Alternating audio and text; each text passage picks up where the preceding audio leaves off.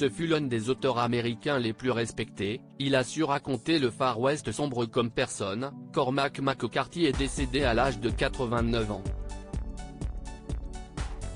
Alors qu'il devait fêter ses 90 ans le mois prochain, Cormac McCarthy, né Charles, est décédé le 13 juin 2023 à l'âge de 89 ans dans sa résidence de Santa Fe au Nouveau-Mexique.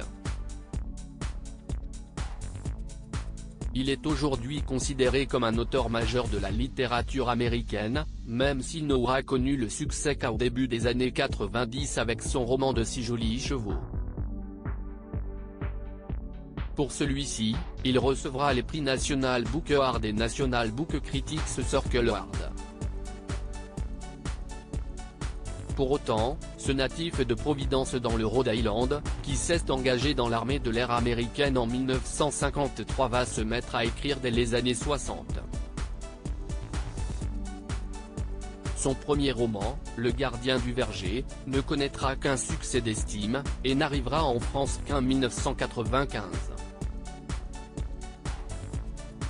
Cormac McCarthy, auteur majeur du genre sous-gothique dans sa carrière d'écrivain, il n'écrira d'ailleurs que 10 livres majeurs, dont 4 appartenant au même genre, le Southern Gothic, qui raconte des histoires se déroulant dans le sud profond des États-Unis. Son roman Un enfant de Dieu est aujourd'hui considéré comme l'un des plus célèbres du genre, reconnu par ses pairs. Après 20 ans de travail, il publie en 1979 sa 4e œuvre, Souterrain. Mais tout s'emballe dès le début des années 90 où il collectionne alors les succès avec sa trilogie des confins. À l'aube de l'année 2000, il va alors se lancer dans l'écriture de Non, ce pays n'est pas pour le vieil homme, No Country for Old Men en anglais, un western sanglant qui va propulser Cormac McCarthy au cinéma avec les frères Joel et Ethan Coen qui l'adapteront, avec le succès qu'on lui connaît. Tandis qu'en 2007 sort donc ce film, la même année paraît La Route, qui aura également droit à une adaptation avec Viggo Mortensen et Charlize Theron. Le livre recevra le prix Pulitzer.